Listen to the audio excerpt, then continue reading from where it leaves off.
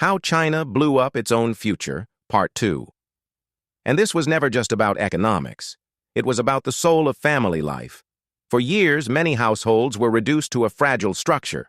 One child supporting two parents and four grandparents. That is not just a demographic issue. That is emotional pressure. Financial pressure, social pressure, psychological pressure. It creates loneliness. It creates anxiety. It places the weight of an aging civilization onto the shoulders of a shrinking youth population. And there is another wound. When a government tells people for decades that children are a burden, that births are a threat, and that family growth is something to be restrained, it should not act shocked when the culture absorbs that message. Once the state trains people to fear children, it is hard to reverse that fear. Then came another consequence, a severe imbalance between men and women.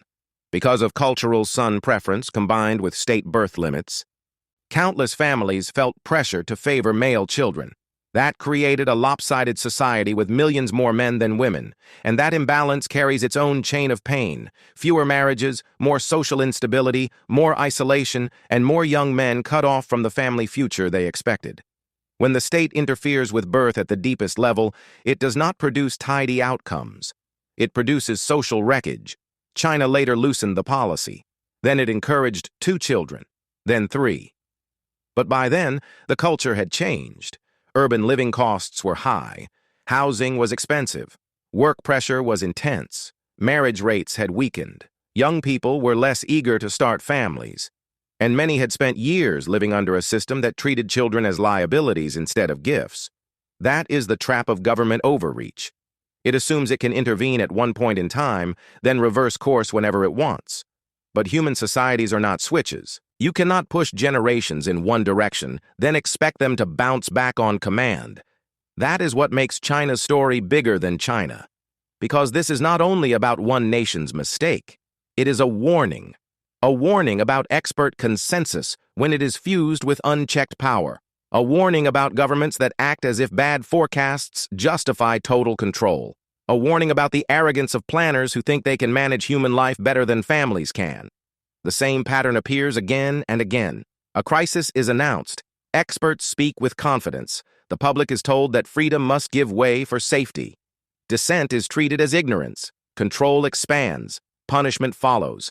And years later, the human cost is plain for everyone to see. The question is not only whether China misread the data. The question is deeper. What happens when a government gains enough power to enforce the wrong idea? That is the real danger. Any government can make mistakes. Any expert can get projections wrong. Any institution can overreact. But when error is backed by force, the damage multiplies. A bad theory in a classroom is one thing. A bad theory with police power is another. China shows us what happens when leaders stop respecting limits, when they stop respecting the home, when they stop respecting the dignity of ordinary people, when they decide the future belongs to the state. China wanted strength. It wanted stability. It wanted control. What it got was a shrinking future, an aging population, broken demographics, and a society now struggling under the weight of its own engineered decline. That is the irony. In trying to prevent disaster, the state helped create one. In trying to manage the future, it damaged it. In trying to master human life, it exposed the danger of power without restraint. How China blew up its own future was not a mystery. It was a policy choice, a choice made by leaders who believed they had the right to stand above the family, above conscience, and above nature itself. And once that line is crossed, the damage does not stay in the present. It reaches forward for generations. Thanks for watching. Please like and follow to learn more.